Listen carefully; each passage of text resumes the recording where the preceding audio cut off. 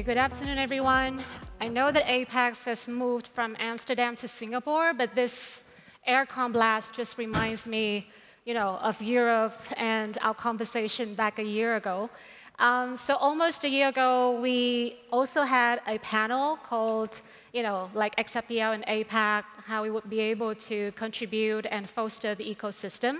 So we have some of our friends here coming from different countries to share with us about, APAC ecosystem, and obviously why you should keep coming back for more, because this is where a lot of the innovations happen. So I would briefly introduce, Ben from Japan with Catalyze Research, and we have Jordan from Tenity, the home country. And then we have Mai from Japan here joining us, and Nicole from Vietnam. So thank you all for being here. So we would like to kickstart this panel maybe with a quick question to everyone. So it has been a year. So we want to know what has been new news in the past 1 year. What have you guys done? And if you can share with us a bit about some of the updates with what you are doing and the XRPL ecosystem. So maybe we can start with Ben first, and then we will move along this side. Yeah, I think before we get into that, I'd like to give you a brief intro about myself and the company Catalyze. So Catalyze was founded in 2017 as an accelerator and worked with many projects, including Avalanche, Polygon, BNB Chain, and eventually evolved to become an ecosystem builder. And since 2022, we've been exploring XRP Ledger. And 2023, we founded XRPL Korea. And since then, we've been very active and fully focusing on XRP Ledger. And every year, we participate in APACs. And Josh, the other co-founder, participated last year. So I'm a bit aware of what he mentioned last year, but there's some news that I wanted to share in terms of Korea. So just talking more about the regulatory landscape first about Korea. Now things are moving more in a positive way with institutional trading is becoming possible, and presidential election that finished last week, pushing on the stable coin and everything. So overall, Korea is leaning towards a crypto-friendly ecosystem. And what we've been doing since 2023 was to onboard as many developers and projects on XRP Ledger. And what we've been seeing is that we focused on developer education in the beginning, and now we're moving forward to educating the founders, because developers are our key target, but who works with the developers are the founders. Now, I think this is a phenomenon that you can see in Korea. Korea founders are developers in a way, but sometimes they're not. So going forward, I think we're going to be working with projects like Garen Labs, which was founded in Korea, and Doppler Finance, which is also founded in Korea. And we're seeing projects like DSRV, EQBR, who has been working with the government and who has acquired licenses. So more on the traditional side as well, along with the crypto-native developers. Okay. I know that, of course, Catalyze has been very active in the ecosystem, so we're going to go back to the country pitch later on why we should come back to Korea. But then, right now we're just going to stick with maybe some of the update with what you guys have been doing this year versus last year. So we are going to move on to Singapore. So maybe Jordan, I know you have partied very hard at last Amsterdam because I was there. So was there any takeaway, anything new with you in the past 1 year? Yeah, so it's been 1 year since we met in Amsterdam. The last year has been very crazy. We got in like 18 startups for the accelerator program. In that last 12 months, we've seen how projects have grown. Some of them are fundraising for the next round, which is super awesome for us because it shows that this is getting a little bit of traction, right? And then this year, we kind of focus a little bit more on the fintech side of things, stable coins. These are going to be things that is going to be very exciting for us, but we can talk about it as we go on for this. Okay, for sure. So Mai, moving on to Japan, is there anything that we would be able to know more about what you guys are doing in Japan?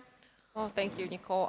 Just a little bit of myself. I'm a Mai. I'm a co-founder of XRPL Japan. I'm also a part of XRPL Labs / Simon. So me and Teku set up an entity last July, and it was kind of slow start, but we are doing a hackathon and community day happening next week, but we're going to talk about that later maybe. But I would like to say the biggest thing in Japan right now is there's an expo happening in Osaka, and SBI has been like minting a lot of NFT, and it's actually a 2.5 million NFT minted. And it's been just like 2 months, and it actually accounts for 30% of all NFTs on XRP Ledger. And yeah, and Expo's gonna end in October, so at this rate, it's gonna go up like 65% in October. And then users, attendees can view their NFTs even after Expo through SBI VC. So I think it's really huge because most people who attended Expo did nothing about blockchains or NFTs. So I think it's a great entry to Web3 space. Okay.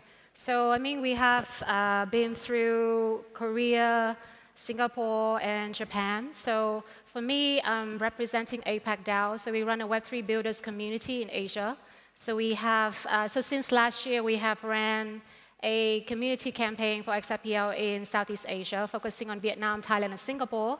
So we have been able to organize 4 meetups, local meetups in different countries, localize the education program for the builders in the ecosystem, and also ran a hackathon, which culminated at DEF CON in Thailand, and we've got close to 30 applicants. So XRPL was still very new to Southeast Asia builders, but I believe that that's also like a very good start, you know, with the ecosystem in Southeast Asia, where we have close to 500 million people with some of the most I would say crypto-friendly countries in the world like Vietnam or Thailand or also Philippines and Indonesia.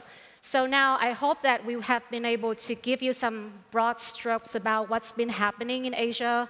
We have Japan and Korea, we have Singapore, we have Southeast Asia. So now moving on to some of the country deep dive, because I believe that a lot of the audience here, you might be coming from outside of Asia. So we really want to give you more reasons to keep coming back here and also explore more business opportunities. So now we are going to go to the country pitch, which I hope that you guys will be able to definitely, you know, give us some more reasons why we should keep coming back to the country. So maybe starting with Ben, other than, you know, some of the recent, I would say, regulatory movement, is there anything with the ecosystem in Korea that you think other international players will be able to tag along or leverage? Yeah. So this year, we're going to be focusing on the users. And what I mean by users is XRP holders.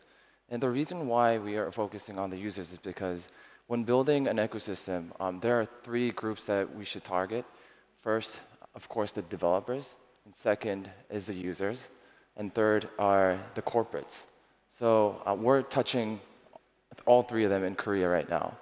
But the reason why we're touching user is because when we talk with the developers, they first think about the programmability of XRP Ledger, of course, but the next thing that they look into is who are the potential users?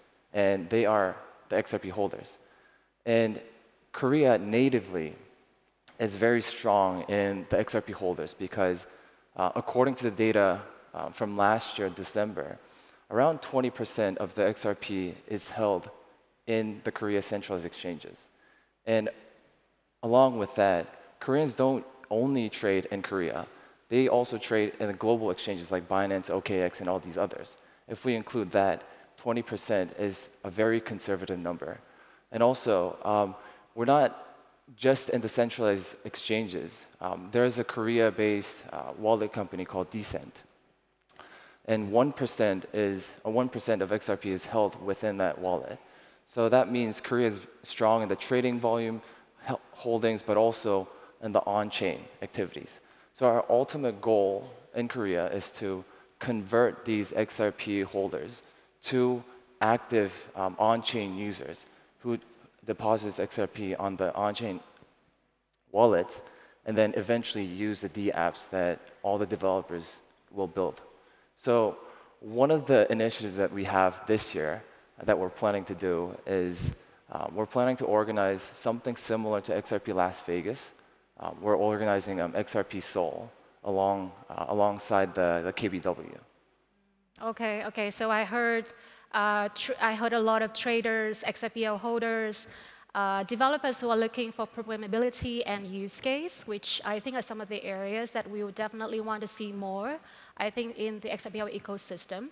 So maybe let me skip Jordan, because we are talking about XRP holders, and I believe that Japan and Korea do share some of these similarities in terms of the market sentiment. Because I think traditionally these are the two biggest base for XRP holders in Asia.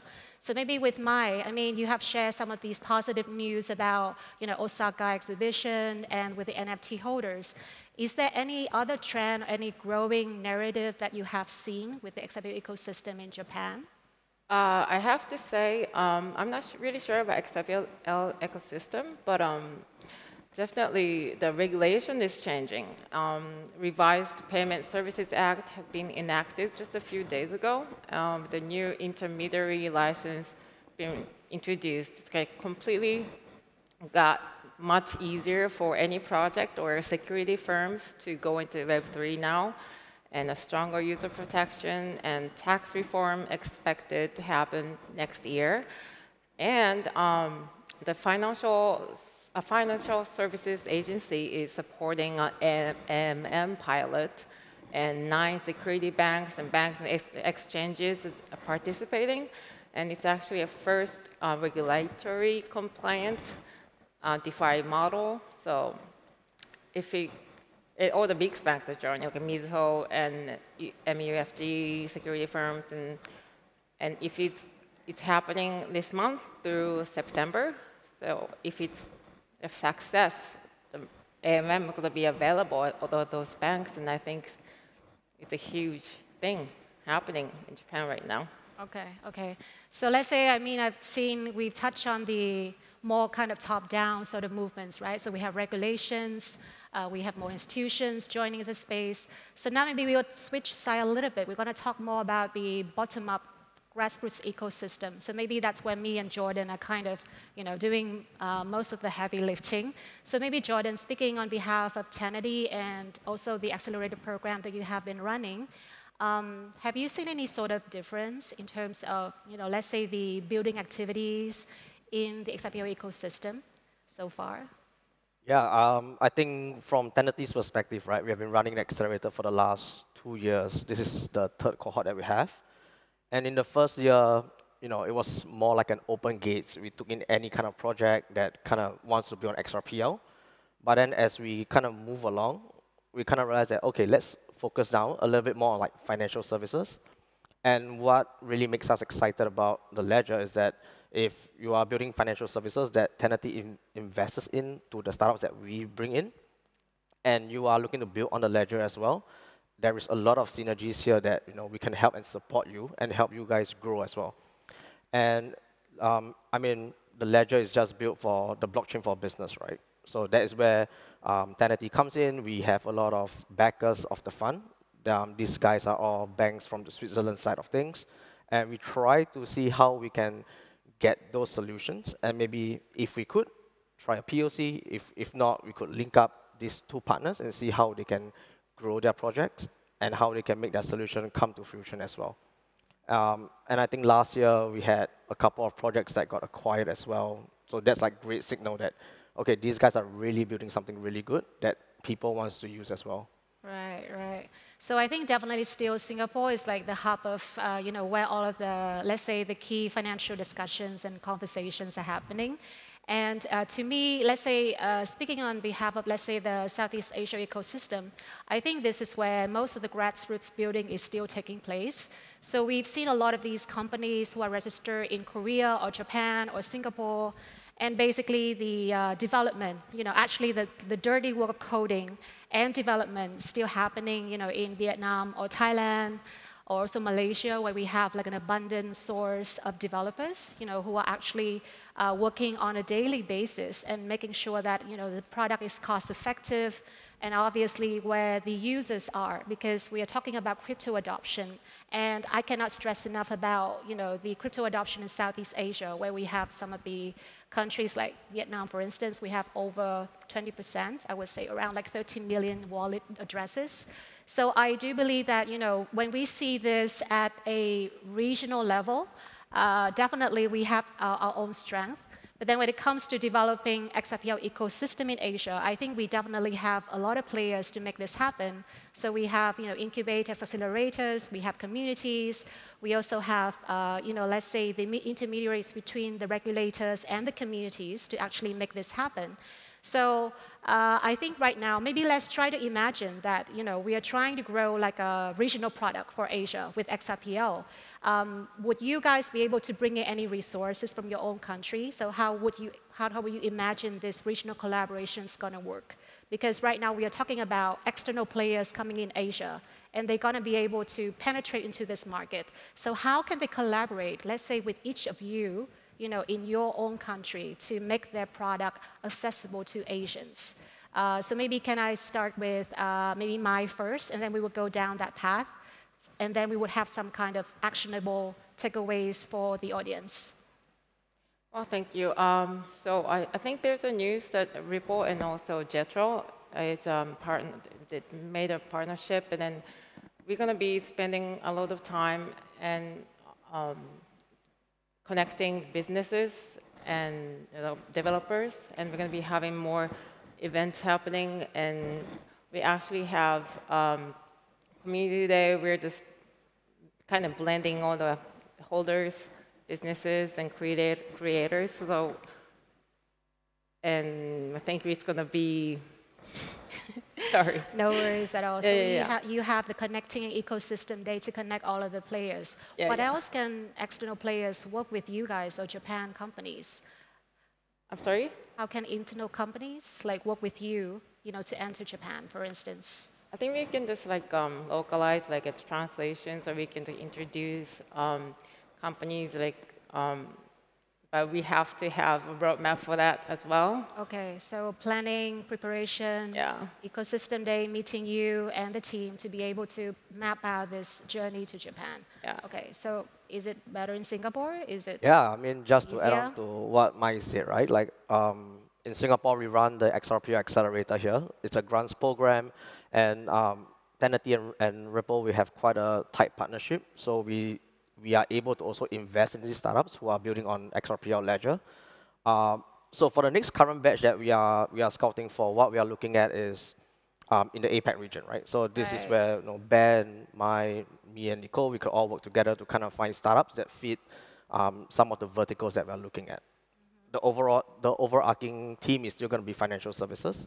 This could range from institutional DeFi, it could be stablecoin use cases, real assets. As long as it falls within that spectrum, that's something that we can really look at. And if you guys are looking to build on the XRPL Ledger, you have a great idea, do come to us. That's a conversation that we can have as well. Okay, sounds good. How about Korea? I mean, is it a good time for companies to go to Korea at this point for XRPL ecosystem?